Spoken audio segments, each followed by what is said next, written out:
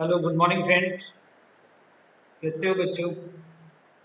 હવે આપણે lesson number 4 મારા રાહબર અહેમદ જલાલુદ્દીન લેખક છે ડોક્ટર એપીજે અબ્દુલ કલામ. એમનો જન્મ 15-10-1931 यानी 15 अक्टूबर 1930 पर और उसका देहांत शिलोंग में आईआईटी में लेक्चर देते वक्त 27 जुलाई 2015 में उसका अवसान हुआ था. उसका जन्म डॉक्टर एपीजे अब्दुल कलाम નો જન્મ તમિલનાડુ રાજ્યમાં આવેલા રામેશ્વર ગામમાં થયો હતો. અને તેમના પિતાનું નામ જૈનુદ્દીન અને માતાનું નામ આસિયા.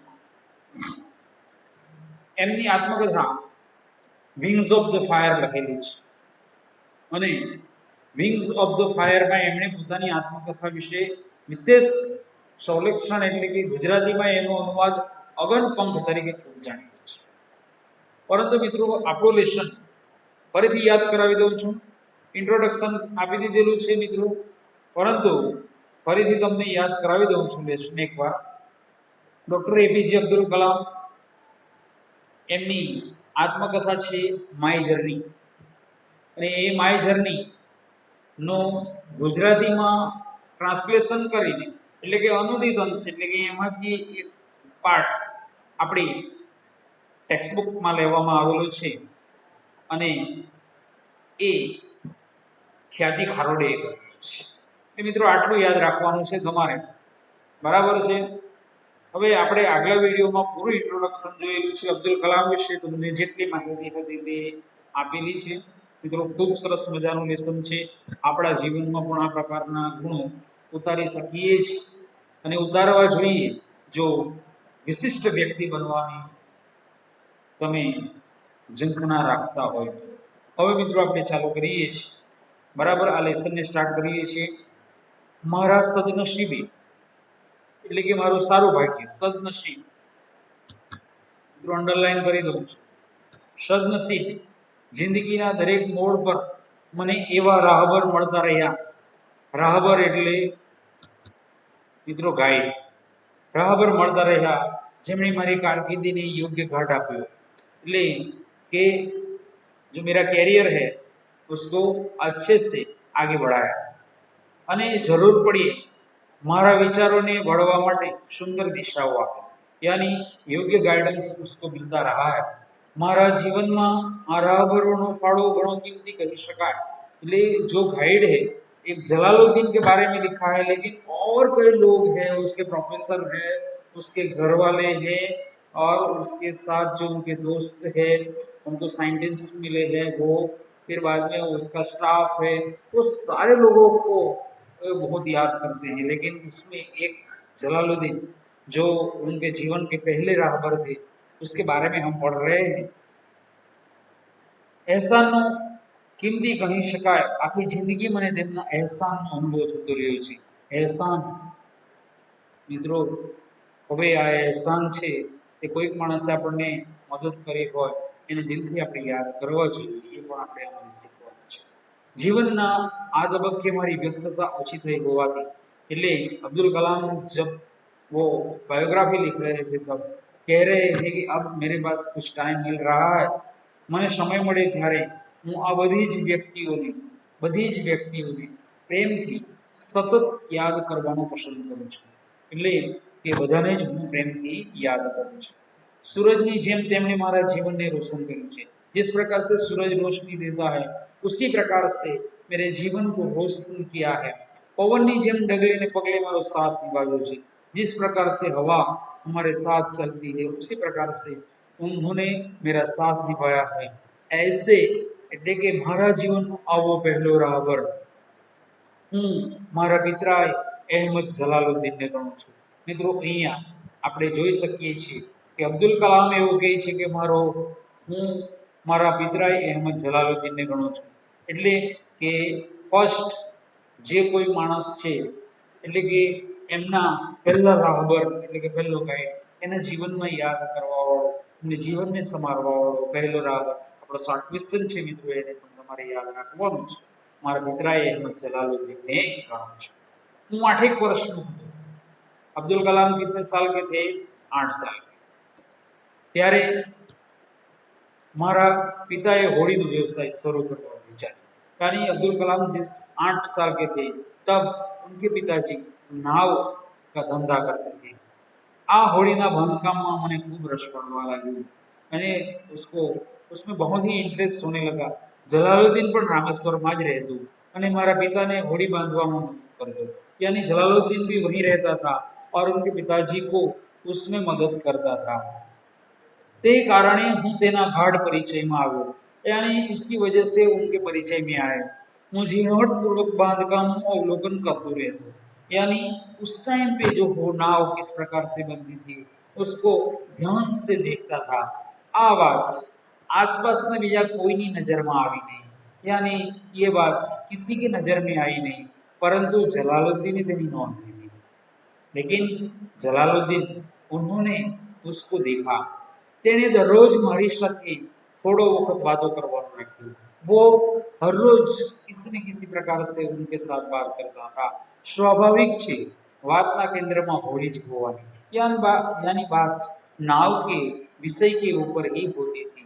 होड़ी केवी होवी જોઈએ, यानी नाव किस प्रकार से होनी चाहिए, कई रीते बांधवी જોઈએ, આપણે તેને કેવી રીતે રંગ કરીશું, यानी इस प्रकार की बात होती थी कि ये नाव किस प्रकार से बनानी चाहिए, उसको किस प्रकार का रंग करना चाहिए, ये बधी જ વાતો એ મને કરતો।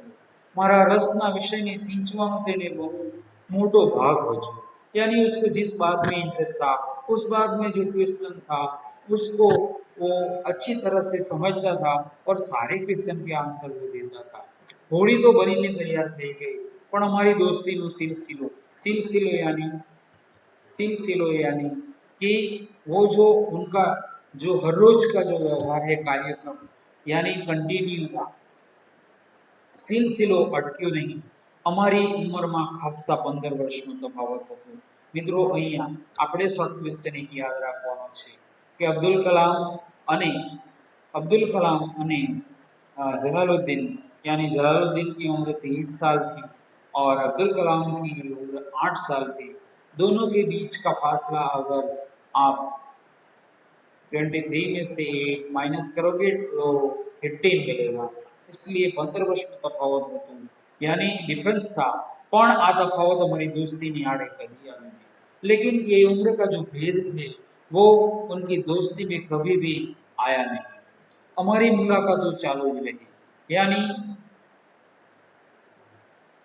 हमारी मुलाकातों चालू रही, यानी वो मिलते ही रहे, पण वातना विषयों बदलाता गया। लेकिन उनके जो बातचीत करने का जो टॉपिक है वो बदलता गया। दिवसों पसार થતા ગયા। वर्षों बाद आज जलालुद्दीन સાથે मारी मोटी बहन यानी अभी अब्दुल कलाम की बड़ी बहन जोहरा ना निकाह था। उसकी बड़ी बहन किसकी? एपीजे अब्दुल कलाम की बड़ी बहन जोहरा का निकाह अब किसके साथ हुआ? किसके साथ होता है? किसके साथ होता है? जलालुद्दीन के साथ। दोस्ती हवे શકપણમાં બદલાઈ ગઈ। यानी जो उनकी दोस्ती थी जलालुद्दीन के साथ अब वो रिश्तेदारी में बदल गई। તેથી आत्मीयता પણ વધતી ગઈ। यानी इससे जो परिचय था, दोस्ती था और मजबूत हो गई। जलालुद्दीन સાથે વિતાવેલા મારા બાળપણના દિવસો याद करो। यानी जलालुद्दीन के साथ जितने उन्होंने जो बिताए थे वो बाळपणના દિવસો याद करो तो सांजना समयनी हमारी मुलाकातों यानी शाम होते ही वो हमारी मुलाकातों મને સૌથી વધુ याद આવે। उस टाइम वो हमेशा के लिए वो शाम का टाइम उनको बहुत याद आता था। हमें हमारी मस्जिद શેરીમાંથી બહાર આવીને दरिया तरफ चाली निकले।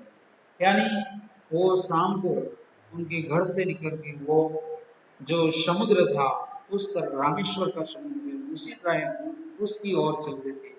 आम फरता मंदिर ने कोटले यानी इस प्रकार से वो फरते फरते मंदिर ने कोटले आवीने अटकी। यानी जो रामेश्वर का मंदिर था, आपको पता है कि 12 ज्योतिर्लिंग का एक ज्योतिर्लिंग रामेश्वर भी है। आपको बराबर महादेव जी का मंदिर है। उसी प्रकार से सांझ पड़वा आवे होय एटले बाजार में यात्राड़ुओं की चहल पहल चालती, यानी शाम होती ही मंदिर में दर्शन करने के लिए लोग उधर आते थे। मंदिरનો રસ્તો પણ તેની ભીડથી એકદમ જીવંત બની ગયો હોય, यानी लोग की चहल पहल होती है इसीलिए सुनसान नहीं होता है, जीवंत होता है। કેટલાક મંદિરની પ્રદક્ષિણા કરતા હોય, પ્રદક્ષિણા यानी મંદિર की चारों ओर घूमना, કેટલાક મંદિરની પ્રદક્ષિણા કરતા હોય तो કેટલાક નીચે નમીને મંદિરના પગથિયાની રજ માથે ચડાવતા હોય, यानी कितने लोग बराबर मंदिर के पग हम मंदिर जाते हैं तो वही इस प्रकार का दृश्य हम देखते हैं। इसी प्रकार से प्रदक्षिणा करता हो तो કેટલાક નીચે નમીને મંદિરના પગથિયાની રજ માથે ચડાવતા હોય, यानी इस प्रकार से रज यानी भगवान के चरण रज भगवान के पैर पड़ते हैं। कोई बड़ी घरड़ा माँ बाप ने दर्शन करवा निकले हो, कोई अपने बूढ़े माँ बाप को रामेश्वर का दर्शन करवाने के लिए लेके आते हैं तो બંનેના હાથ ઝાલી ટેકો આપીને મંદિર તરફ તેમને દોરી જતું નજરે પડે, यानी इस प्रकार का दृश्य देखते हैं। अब्दुल कलाम छोटे बच्चे को इस प्रकार का हम दृश्य दिखाते हैं। फ्रेंड, आजकल बूढ़े माँ बाप की हालत बहुत खराब है। अगर हमारे घर में छोटे बच्चे हैं, अगर बुजुर्ग लोगों को दुखी किया जाता है तो छोटे बच्चे देखते हैं उसको ऐसी ही परवरिश मिलती है तो उसमें इस प्रकार के संस्कार आते हैं। लेकिन अगर हमारे दादा दादी को, अगर हमारे बुजुर्ग लोगों को हम अच्छी तरह से मान सम्मान दें, उसके हर आकांक्षा को पूरा करें, उनकी सेवा चाकरी करें, तो हमारे आने वाले छोटे बच्चे यानी हमारे घर में जो छोटे बच्चे उसके ऊपर भी अच्छे संस्कार मिलेंगे। जब हम बूढ़े हो जाएंगे तो वो लोग भी हमको इसी प्रकार से नजर से देखेंगे कि नहीं, मेरे पिताजी ने मेरे बुजुर्ग की सेवा की। इसीलिए हमारे संस्कार हमारे घर से ही मिलते हैं। इसी प्रकार से अब्दुल कलाम को भी एक अच्छा इंसान बनने के लिए वहाँ का जो एटमोस्फियर था वो भी उनके जीवन की एक अहम बात है। संध्याकाळे मंदिरना पवित्र और आध्यात्मिक माहौल में, यानी मंदिर में जिस प्रकार से भगवान में माहौल था, क्यारेक अमी पण भगवान की बातों पर चढ़ी जता, क्यारेक अब्दुल कलाम और अब्दुल कलाम और जलालुद्दीन इस भगवान की बातों पे चढ़ जाते थे, यानी उसी टॉपिक पे आ जाते थे। जलालुद्दीन तो आस्तिक होते, यानी यहाँ आपको ऑपोजिट वर्ड्स यानी सिमिलर वर्ड्स यानी ऑपोजिट मतलब आपको पता है कि भाई आस्तिक એટલે જે ભગવાન માનવા વાળો વ્યક્તિ જેને આસ્તિક કહેવામાં, ऑपोजिट वर्ड्स છે જે ભગવાનમાં નથી માનતો यानी भगवान में किसी प्रकार का इंटरेस्ट नहीं लेता, भगवान के कार्यों में कोई इंटरेस्ट नहीं लेता, इसी प्रकार के इंसान को नास्तिक कहते हैं। પણ ખુદા અંગેની તેની માન્યતા મારા પિતાની આસ્તિકતા કરતા અલગ હતી। મિત્રો, હવે આ પેરેગ્રાફમાં જે કંઈક આવે એ શોર્ટ ક્વેશ્ચન છે આપણા માટે, લોંગ ક્વેશ્ચન છે, બે ત્રણ વાક્યનો જવાબ છે, એ પણ આપણે તૈયાર કરવાનો છે। મિત્રો, આ ખાસ કરીને તમારે આને યાદ કરવાનો છે અને આ પેરેગ્રાફ આપણા માટે એક બે ક્વેશ્ચન આમાં છે સમાયેલ, એટલે આ પેરેગ્રાફને આપણે સારી રીતે સમજવાનું છે। मारा पिता इस्लाम ना रीत रिवाजों का पालन करवामा मानता। अब्दुल कलाम क्या कहते हैं कि मेरे पिताजी रूढ़िचुस्त मुस्लिम थे, यानी मुस्लिम के जो रीत रिवाज है वो बहुत अच्छी तरह से वो मानते थे। 5 वक्त की नमाज रिवाज खातर करवाना बदले ये साचा दिल थी अदा करता, यानी 5 बार वो नमाज अदा करते थे। तेमनो खुदा तेमना माटे सर्वोपरि હતો, यानी अब्दुल कलाम के पिताजी के बारे में ऐसा कहा गया है कि उनके खुदा उनके लिए सर्वोपरि, सर्वोपरि यानी सबसे ऊपर, સર્વ અને ઉપરી સંધિ આપણે છોડવાની આવે ત્યારે આ પ્રકારે તમારે અને એમની બંદગી તેઓ ગંભીરતાપૂર્વક કરતા। આપણે જેમ ખાઈએ पिए कि श्वास लें, यानी जिस प्रकार से हम खाते पीते हैं श्वास लेते हैं उसी प्रकार से તેવી જ સહજતાથી આ બંદગી તેમના દૈનિક ક્રમમાં શામિલ થઈ। यानी उसी प्रकार से हर रोज भगवान की થઈ ગઈ હતી। जलालुद्दीन की आस्था जरा जुदी है। यानी यहाँ एक क्वेश्चन आएगा कि जलालुद्दीन ની માન્યતા એના પિતાજીથી કઈ રીતે અલગ હતી। બરાબર, આવી રીતે તમારો પ્રશ્ન આવશે ત્યારે આ પ્રકારનો જવાબ તમારે આપવો પડશે કે અબ્દુલ કલામના પિતાજી રોટીચુસ્ત મુસ્લિમ હતા, 5 વખતની નમાઝ અદા કરતા, ખુદા તેમના માટે સર્વોપરી હતું, પણ જલાલુદ્દીનની આસ્થા તેના જુદી હતી। તેના માટે ખુદા એક दोस्त જેવું હતું। जलालुद्दीन के लिए खुदा किस प्रकार का था? एक दोस्त जैसा था। તે એવો ભરોસાપાત્ર दोस्त જેની સાથે નિખાલસથી વાત કરી શકાય। यानी जिस प्रकार से दोस्त मानते थे भगवान को और નિખાલસથી વાતો કરી શકાય, દિલ ખોલીને તેની સામે મૂકી દઈ શકાય અને કોઈ મુશ્કેલી હોય તો તેની આગળ રજૂ પણ કરી શકાય। यानी खुदा को वो दोस्त मानता था। તેના માટે જાણે તેનો ખુદા હાજરા હજુર। हाजरा हजूर यानी एनी टाइम हाजिर। इस प्रकार से પોતે કોઈ તકલીફ ખુદાને જણાવે તો ખુદા તેને હલ કરશે જ એવો તેને અડગ ભરોસો। यानी अड़ग, कभी भी उस पे शंका नहीं थी कि भाई मेरी मुश्किल भगवान हल करेगा। અમારી આવી બધી વાતો ચાલતી હોય ત્યારે હિન્દુ ભક્તો તેમની आरती की संध्या पूजा करता है। यानी इस प्रकार की हमारे लोगों की बात होती है, उस प्रकार से हिंदू लोग आरती की संध्या पूजा करते हैं। यानी मंदिर में जाने वाले हिंदू लोग वो संध्या पूजा करता हो। एक समय दररोज आस्थाना अलग अलग रूपों में જોવા મળતા। यानी मैंने आपको पहले ही बताया है कि एक तरफ चर्च में प्रार्थना होती है, एक तरफ भगवान का रूप अलग होता है कि भाई मस्जिद में बांग पुकारी जाती है, नमाज अदा की जाती है, हिंदू मंदिर में बराबर प्रार्थना करते हैं, चर्च में प्रार्थना होती है। वो तीनों तीन अलग अलग देखते हैं, तो इसी प्रकार से उनको अलग अलग रूप देखने को मिलता है। તેથી આ બધી જ વાતોએ ખુદા માટેની મારી માન્યતાને ઘડવામાં ફાળો આપ્યો। यानी उसको इसी प्रकार से એને ખુદા ઘડવાનો માન્યતા ઘડવાનો ફાળો આપ્યો। રામેશ્વરના આ પવિત્ર વાતાવરણમાં સૌ કોઈ દિલથી પૂજા કરતા।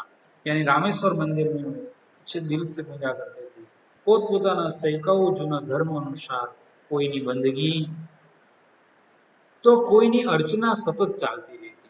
यानी वो उसी प्रकार से वो पूजा भी करते थे।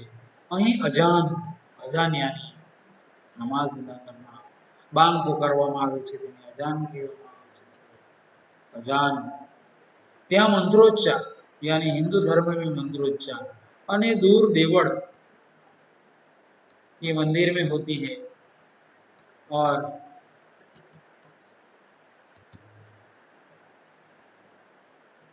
અને દૂર દેવળમાં એમની પ્રાર્થનાનો ઘંટારો। यानी દેવળ એ तीनों तीन जगह अलग એમની પ્રાર્થનાનો ઘંટારો जो બધાનો ભાવ બધાનો સરખો। यानी सबकी बात सही, सब मंदिर में जाते हैं, सब भगवान के द्वार जाते हैं, तो आ प्रार्थना सांभळनारो अलग केवी રીતે હોઈ શકે? यानी सब जगह से लोग अलग अलग अपनी प्रार्थना करते हैं। कोई मस्जिद में जाते हैं, नमाज अदा करते हैं, कोई प्रार्थना करते हैं और कोई मंत्रोच्चार करता है। तो इस प्रकार से अलग अलग लोग, लेकिन सुनने वाला तो आ मारा मन में एक ख्याल पाको થઈ ગયો હતો, અંતે તો ઉપરવાળો એક જ હશે। अलग મિત્રો એટલા જ માટે અબ્દુલ કલામને ભગવદ્ ગીતા પણ મોડે હતી, કુરાન પણ મોડે હતું અને બાઇબલ પણ એમને ખૂબ સરસ આવડતું હતું। એવા જ એક વ્યક્તિ છે અબ્દુલ કલામ મિત્રો। ખૂબ સારું વ્યક્તિ હતા। ઉપરવાળો એક જ હશે, અલગ નહીં। તેમાં જલાલુદ્દીનને તો બધે જ ખુદાના દીદાર થતા। દીદાર એટલે મિત્રો દર્શન। દીદાર એટલે શું? તો કે દર્શન। અને તે તેની સાથે વાતો કરતો। आस्थाનું આ સ્વરૂપ મને બહુ નવાઈ માનતું। यानी जलालुद्दीन की इस प्रकार की आस्था, इस प्रकार से भगवान की जो मान्यता थी, इस प्रकार से उनको बहुत ही आश्चर्य होता। तो जलालुद्दीन बहु भणेलो नहोतो। यानी जलालुद्दीन ને જ્યાદા કુછ એજ્યુકેશન નહીં था जलालुद्दीन के पास। तेने 8वां धोरण સુધી अभ्यास કર્યો। जलालुद्दीन कितना साल तक पढ़ा था, यानी कौन से स्टैंडर्ड तक पढ़ा था, ऐसा था। तो आपको यहाँ 8वां ધોરણ સુધી अभ्यास કર્યો। कितने પછી ઘરનું ગુજરાન ચલાવવાની જવાબદારી તેની પર આવી ગઈ, यानी घर चलाने की जिम्मेदारी उसके ऊपर आ जाती है। તેથી આગળ ભણવાનું છોડીને કામ પર લાગી ગયો, यानी इसलिए वो उन्होंने काम यानी कुछ वर्क करना चालू कर दिया। પણ અંગ્રેજી પર તેની ભારે પકડ સારી હતી, लेकिन उसको इंग्लिश बहुत अच्छी तरह से आती थी। તે સારી રીતે અંગ્રેજી લખી વાંચી શકતો, यानी अच्छी तरह से वो इंग्लिश वर्ड लिख सकता था। તેથી શહેરના કોઈને પણ અંગ્રેજીમાં અરજી લખાવવી હોય કે કચેરીનું કામકાજ હોય તો, यानी इसलिए अगर उसको कोई भी गांव में किसी को ऑफिस के बारे में लेटर लिखना था या कोई कचेरी यानी ऑफिस का कोई काम करते तो लोग को तरत તેને યાદ કરતા, लोग इनके पास जरूर आते। આ કારણે લોકોમાં તેનું ઘણું માન હતું, इसलिए लोग भी उसको बहुत ही इज्जत करते थे। મને એ જોવું ગમતું અને હું પણ વિચારતો, इसलिए मेरे को भी वो पसंद था और हूँ पण विचारतो कि बहुत सारी रीते भणिए फ्रेंड। इसीलिए अगर हमारी फैमिली में, अगर हमारे रिश्तेदार में अगर कोई अच्छा पढ़ा हुआ है, कोई सीए बना है, कोई चार्टर्ड बराबर, कोई सीए बना, कोई डॉक्टर बना, कोई इंजीनियर बना, ऐसे कोई बड़ी बड़ी पोस्ट वाले लोग को देख के हम इंस्पायर होते हैं कि हमको भी कुछ करना चाहिए, आगे बढ़ के तू आना जीवो बन जाए, तू तेना जीवो बन जाए, तू आना जीवो કંઈક કોણ ભણવામાં ध्यान आप, ऐसा हम कोई सचिन तेंदुलकर जैसा बनने की बराबर। लेकिन हर क्षेत्र में किसी न किसी प्रकार से मेहनत करनी पड़ती है। इसी प्रकार से बराबर हम आजू बाजू लोगों को देख के इंस्पायर होते हैं कि भाई हमको कुछ करना चाहिए, हमको पढ़ना चाहिए। फ्रेंड, ये जिंदगी बहुत ही महामूल्य है। हम जितने दिन जिए, जितने बार जिए, लेकिन जीवन में ऐसा बनना चाहिए कि हमको लोग बाद में याद करें, हम हमारे लिए दूसरों के लिए हम जिए, इस प्रकार का जीवन हमारा होना चाहिए। विचार तो कि बहुत सारी रीते भणिए तो हवा मानता पड़े। अब्दुल कलाम भी ऐसा सोचते थे कि मैं अगर ज़्यादा पढ़ लूँ, अगर ये 8 स्टैंडर्ड तक पढ़ा है, उनको इतनी इज्जत मिलती है, अगर मैं अच्छी तरह से पढ़ लूँ तो मेरे को कितनी इज्जत मिलेगी। आ एक आड़कतरू प्रोत्साहन, आड़कतरू यानी बराबर में, यानी प्रत्यक्ष नहीं पर परोक्ष, डायरेक्ट नहीं लेकिन इनडायरेक्ट। બીજી તરફ જલાલુદ્દીન ભણેલો હોવાથી ભણવાની મારી ધગશને તે જ સૌથી પહેલા ઓળખી શકે। यानी अब्दुल कलाम ने जो पढ़ाई के बारे में, जो जिज्ञासा थी, पढ़ाई के बारे में उसकी जो लगन थी, वो उनको अब्दुल कलाम के मन में की जो बात है वो जलालुद्दीन पहले परख गया था, उनको बराबर ख्याल आ गया था। અને મને सवालों पूछवा માટે प्रोत्साहित करतो હતો, लेकिन उनको क्वेश्चन पूछने के लिए वो प्रोत्साहित करता था। बाळ सह जीवनासाठी हजारों सवाल पूछता था, लेकिन बालक ऐसे वो बहुत सारे क्वेश्चन पूछता था અને ધીરજપૂર્વક મારા બધા સવાલો સાંભળતો, लेकिन वो शांति से सब सवाल वो सुनता था और अच्छे से અને તેને આવડતા હોય તે જવાબ આપતો, उनको जितना आता था इस प्रकार से वो जवाब देता था। પણ મને કદી નિરાશ કરતો નહીં, लेकिन मेरे को कभी निराश करता नहीं, वो हर एक क्वेश्चन का आंसर आराम से देता था। उल्टू मने नવું જાણવા માટે ચાવી ચડાવવાનું કામ કરતો, यानी उससे अच्छा एक और क्वेश्चन पूछने के लिए वो प्रोत्साहित करता था। ચોપડીમાં વાંચી ન હોય, यानी बुक में भी नहीं पढ़ा हो તેવી કેટલીય બાબતો વિશે તે મને જાણકારી આપતો। यानी कभी बुक, फ्रेंड, जिंदगी जीने की कोई पाठशाला नहीं होती है, कोई बुक में पढ़ा नहीं है, ये तो हमको हमारे एक्सपीरियंस से बाजार में प्रैक्टिकली लोगों के साथ मिलना, लोगों के साथ जुड़ना, लोगों के साथ बातचीत करना, व्यवहार करना, इस ये चीज का कोई स्कूल होता नहीं है। फ्रेंड, खुद फैमिली से कुछ सीखते हैं, अच्छे लोगों से कुछ सीखते हैं, अच्छा सीखना बुरा सीखना हमारे बस की बात है। इसलिए ये जलालुद्दीन इस प्रकार से अब्दुल कलाम को सिखाते थे। जानकारी आपको कुदरत, अवकाश, खगोळની માહિતી यानी ये सारे साइंस बराबर, ये बुध ग्रहों, नक्षत्रों, सूर्य, चंद्र, कुदरत यानी प्रकृति, एटमॉस्फेयर के बारे में वैज्ञानिक शोध खोज यानी साइंटिस्ट ने किस प्रकार की शोध की है वो, અને નામી અનામી વ્યક્તિઓની વાતો તે મારી આગળ કરતો નામી અનામી यानी जाने नहीं जाने, कोई एकदम फेमस है कोई नहीं फेमस है, ऐसे कोई लोग कितने लोगों के बारे में वो बातों તે મારી આગળ કરતો यानी उसके सामने वो बताता। આ બધા વિષયો સાથે મારો પહેલો પરિચય जलालुद्दीन ने જ कराया। यानी बहुत सारा पढ़ाई के अलावा सारे जो सब्जेक्ट है उनके दिमाग में जो जानने की जो जिज्ञासा है वो सारी बात, ये सारी उसको शब्दों से हम सारे क्वेश्चन का आंसर कौन देता था, जलालुद्दीन। और सारी बात उनकी जिज्ञासा को कौन, यानी जिज्ञासा उनकी जो है उनको कौन संतुष्ट करने देगा, जलालुद्दीन। इस प्रकार से एपीजे अब्दुल कलाम जलालुद्दीन के बारे में लिखते हैं।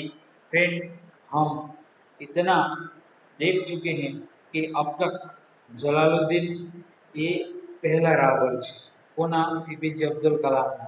મિત્રો જલાલુદ્દીન કેટલા વર્ષનો હતો? જલાલુદ્દીન કેટલા વર્ષનો હતો? 23 વર્ષ। અબ્દુલ કલામ કેટલા વર્ષના હતા? 8 વર્ષના। બંને વચ્ચે ઉંમરનો કેટલો ફરક હતો? 15 વર્ષ। બરાબર છે, 15 વર્ષનો હતો, છતાં પણ એમની દોસ્તી વચ્ચે કોઈ વિઘ્નો આડે આવતા હતા નહીં। જલાલુદ્દીનના લગ્ન કોની સાથે થાય છે? એપીજે અબ્દુલ કલામની મોટી બહેન ઝોહરા સાથે થાય છે અને એમની જે દોસ્તી છે તે સગપણમાં બદલાઈ જાય છે। બરાબર છે। અને પિતા એમના એપીજે અબ્દુલ કલામના પિતા એ રૂઢિચુસ્ત મુસ્લિમ હતા। એ ખુદાને સર્વોપરી માનતા હતા, નમાઝ રેગ્યુલર કરતા હતા। પરંતુ જલાલુદ્દીન એ એમની માન્યતા થોડી અલગ હતી। એ ખુદાને દોસ્ત જેવો માનતો હતો। એ એવું માનતો કે ખુદા હાજરા હજુર છે। બરાબર, આ બધી માન્યતાઓ ઘડવામાં અબ્દુલ કલામને પૂછી અને જલાલુદ્દીન એ 8 ધોરણ સુધી ભણેલો હતો, પરંતુ એને ઇંગ્લિશ ખૂબ સારું આવડતું હતું એટલે લોકોમાં એનું માનપાન હતું। એ જોઈને અબ્દુલ કલામને ભણવામાં પણ રસ જાગે છે। મિત્રો અહીંયા સુધી આપણે આજે અહીંયા રોકાઈએ છીએ। Thank you, take care.